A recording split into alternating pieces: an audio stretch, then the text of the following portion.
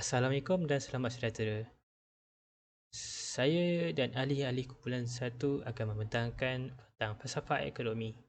Sebelum itu, saya akan memperkenalkan diri saya dan juga ahli-ahli kumpulan saya. Saya Umar Al-Khattab bin Syamsuddin sebagai ahli kumpulan satu.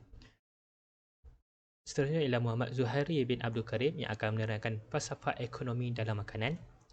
Seterusnya, Faik Ijal bin Muhammad Suhaili yang akan menerangkan falsafah ekonomi dalam inflasi. Dan ahli kumpulan yang keempat iaitu Nur Syahira binti Zahari yang akan menerangkan falsafah ekonomi dalam import dan ekspor. Seterusnya adalah Nur Alif Haikal bin Nur Azman yang akan menerangkan falsafah ekonomi dalam pengangguran. Dan ahli yang terakhir ialah Munisha, anak perempuan Langkaswaran yang akan buat kesimpulan keseluruhan pembentakan ini. Saya akan memulakan pembentakan ini dengan menerangkan apakah itu falsafah ekonomi. Falsafah ekonomi ialah satu set teori ataupun panggil hipotesis yang akan menerangkan pelbagai hasil ekonomi. Secara umumnya, falsafah mempersoalkan mengapa dan bagaimana sesuatu itu terjadi, yang memperkatakan pergarian sumber yang terhad, berusaha untuk menjelaskan hubungan sebab dan akibat antara dua atau lebih faktor ekonomi. Contoh faktor ekonomi ialah penawaran dan permintaan. Mereka yang merumuskan teori tersebut mencadangkan bahawa harga barang dan perkhidmatan adalah sensitif kepada turun naik dalam penawaran dan permintaan. Terdapat beberapa barangan yang lebih sensitif harga daripada yang lain. Sebagai contoh, harga barangan api petrol. Terdapat beberapa kumpulan pemikiran atau teori yang berbeza yang terdiri daripada falsafah ekonomi. Sesetengah kumpulan mungkin merasakan bahawa tahap pengeluaran ekonomi keseluruhan atau keluaran dalam negara tidak terjejas oleh perubahan dalam kadar faedah ataupun harga. Tapi terdapat juga beberapa kumpulan lain yang merasakan bahawa perubahan dalam ekonomi utama seperti tahap pengangguran secara langsung mempengaruhi tahap keluaran tahunan sesebuah ekonomi. Setiap kumpulan pemikiran menerangkan bagaimana pilihan rasional membawa kepada hasil ekonomi yang tertentu. Falsafah ekonomi tidak hanya menghasilkan teori dan hipotesis untuk hasil ekonomi, ia juga mengkaji kesan dan cara untuk menyelesaikan masalah tersebut. Sebagai sains sosial, bidang ekonomi kadang-kadang agak tidak dapat diramalkan dan sangat sensitif. Pemeriksaan terhadap sebagai pandangan ekonomi tokoh politik utama sudah cukup untuk membuktikan perkara itu. Sebagai contoh, wawasan 2020 yang diperkenalkan oleh bekas Perdana Menteri Tun Dr. Mahathir Mohamad. Wawasan 2020 ini menghasilkan matlamat Malaysia untuk menjadi negara maju sepenuhnya menjelang tahun 2020. Visi ini menekankan pertumbuhan ekonomi, keadilan sosial dan permodenan.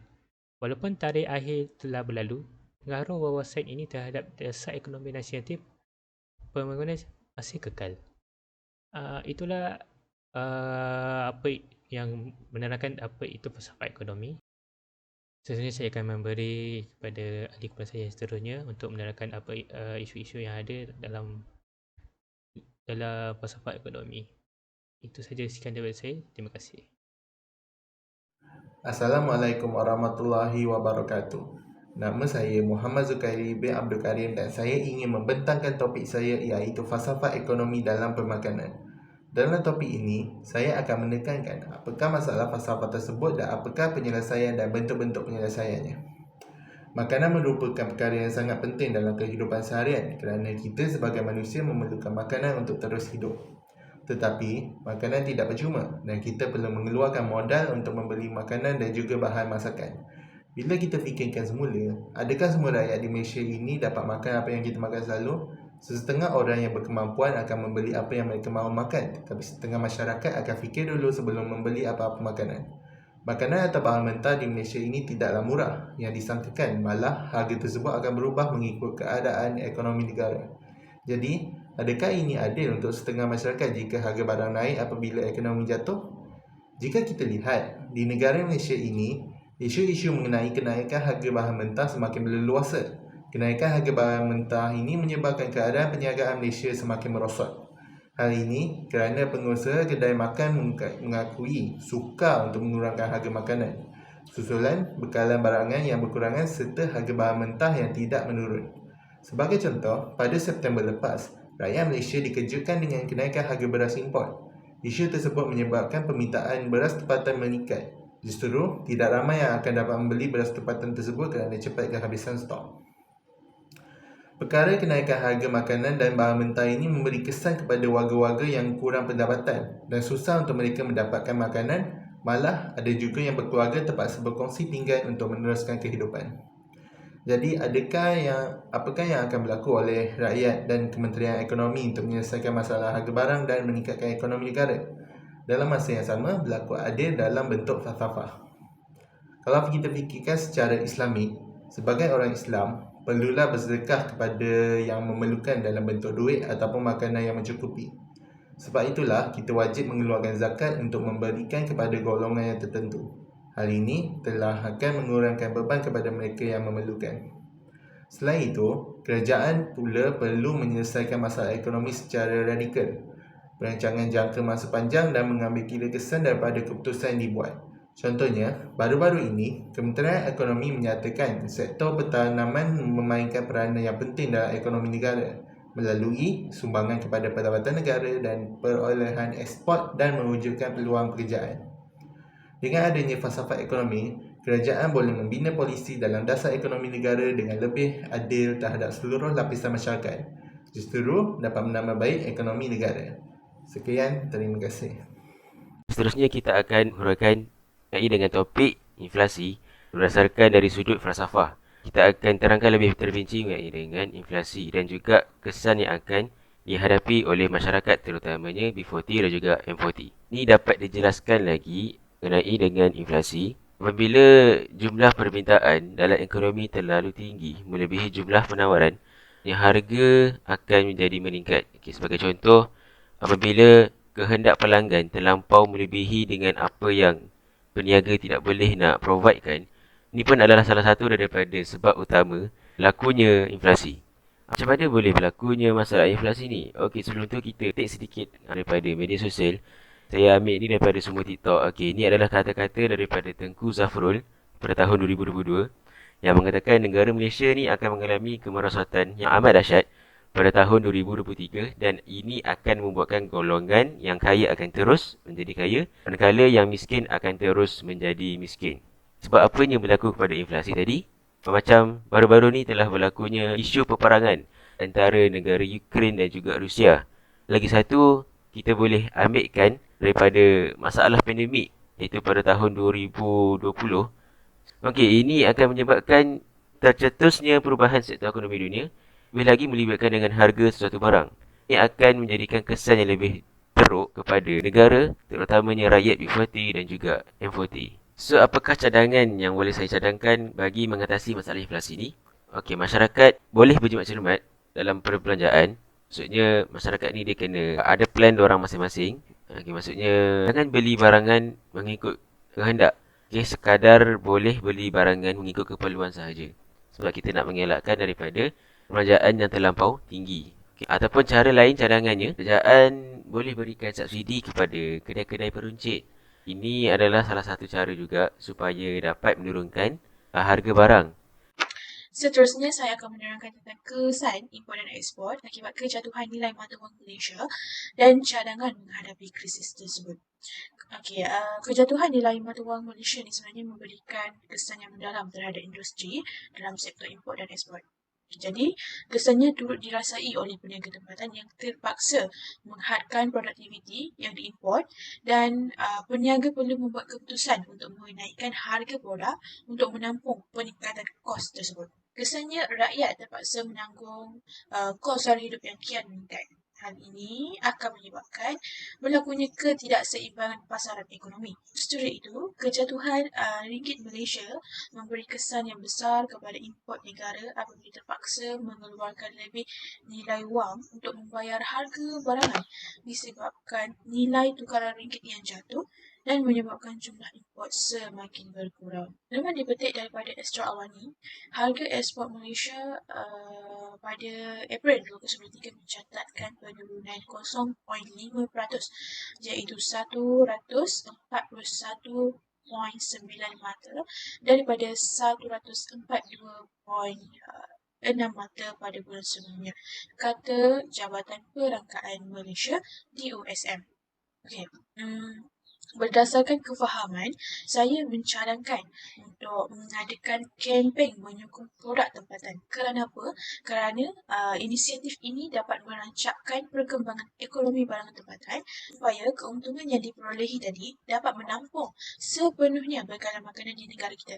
Cadangan saya yang seterusnya adalah kerajaan perlu memberikan subsidi kepada peniaga tempatan. Hal ini kerana pelaksanaan subsidi ini dapat mengurangkan kos hidup rakyat. Kerana peniaga akan mengurangkan harga produktiviti, harga penawaran mereka dan ini akan menambahkan permintaan barangan tempatan. Dan secara tidak langsung akan berlaku keseimbangan pasaran. Kesannya dapat memberikan kepercayaan kepada belah luar untuk berdagang dengan negara Malaysia. Hal ini secara tidak langsung dapat mengatasi kemelesetan ekonomi dari segi import dan ekspor. Terima kasih. Sekian daripada saya. Assalamualaikum warahmatullahi wabarakatuh. Ini merupakan isi yang keempat, iaitu falsafah ekonomi dalam pengangguran. Pengangguran merujuk kepada setiap individu yang inginkan pekerjaan tetapi tidak mendapat pekerjaan dari sudut kelayakan mereka sendiri ataupun dengan keinginan mereka sendiri. Dalam konteks ekonomi, pengangguran adalah satu isu yang penting kerana ia boleh memberi impak yang besar terhadap pertumbuhan ekonomi, kestabilan sosial dan kesejahteraan rakyat. Banyak sebab terjadinya pengangguran ini, antaranya adalah dalam perubahan ekonomi sesebuah negara. Kemelesetan ekonomi atau perubahan struktur dalam industri boleh menyebabkan kehilangan pekerjaan yang besar dan menaikkan kadar pengangguran itu sendiri. Ini akan memberi kesan yang besar kepada pekerja buruh yang inginkan pekerjaan. Banyak juga penyelesaian yang boleh dibuat untuk mengatasi pengangguran ini, antaranya adalah dengan campur tangan kerajaan. Dasar fizikal dan monitoring yang berhemat di pihak kerajaan dapat mempengaruhi sesebuah company itu. Dengan ini kerana ia termasuk dengan pelaburan dalam projek infrastruktur, asas pembiayaan untuk sesebuah company itu dan inisiatif untuk syarikat itu sendiri untuk mendapatkan pekerjaan, untuk mendapatkan tenaga buruh yang baru. Dengan data yang telah saya kaji, yang juga telah dikeluarkan oleh Jabatan DOMS, iaitu Jabatan Perangkaan Malaysia, mengatakan kadar pengangguran pada Jun 2023 telah berkurangan daripada 3.5% kepada 3.4%. Yang ini, pengangguran telah berkurang daripada 582,700 kepada 581,700. Ini menyebabkan telah terjadinya pengurangan dari segi pengangguran pada Jun 2023. Itu merupakan data-data yang telah saya kaji pada setakat Jun 2023. Itu merupakan falsafah ekonomi dalam pengangguran. Terima kasih. Nama saya Monisha Anambapalakasari. Saya akan simpulkan tentang falsafah ekonomi. Falsafah ekonomi adalah sesuatu kefahaman terhadap sifat al-ehwal ekonomi dan juga pengetahuan dalam memperbaiki sistem ekonomi. Berdasarkan kajian falsafah ekonomi, kita boleh mendapat bahawa inflasi adalah salah satu punca berlakunya kemelesetan ekonomi. Tahukah anda bahawa harga sekeping roti sekarang rata-rata dalam RM1.20 sehingga RM1.80. Fenomena ini dikenali sebagai inflasi, iaitu kenaikan harga barang dalam harga barangan ataupun perkhidmatan dalam sesuatu tempoh masa. Perkara seperti ini, iaitu kenaikan harga makanan dan juga bahan mentah ini akan memberi kesan yang negatif kepada masyarakat yang bergolongan ataupun berpendapatan rendah untuk meneruskan ataupun mendapatkan makanan. Malah ada yang masyarakat yang berkongsi pinggan untuk meneruskan kehidupan mereka. Dengan adanya falsafah ekonomi seperti ini, kerajaan boleh membina polisi dalam dasar ekonomi mengikut setiap lapisan masyarakat, justru dapat meningkatkan ekonomi negara kita. Sekiranya masalah inflasi diatasi, ia juga boleh mengatasi masalah pengangguran, iaitu isu yang paling penting kerana ia boleh menjejaskan ekonomi negara kita dan juga kestabilan sosial masyarakat. Bahawa isu-isu seperti ini boleh diatasi dengan adanya peningkatan dalam import dan ekspor. Ini adalah salah satu langkah yang boleh mengukuhkan ekonomi negara kita. Akhirnya, setiap golongan masyarakat haruslah memainkan peranan yang paling penting dalam menjamin kesejahteraan negara kita dan juga meningkatkan ekonomi negara kita. Terima kasih.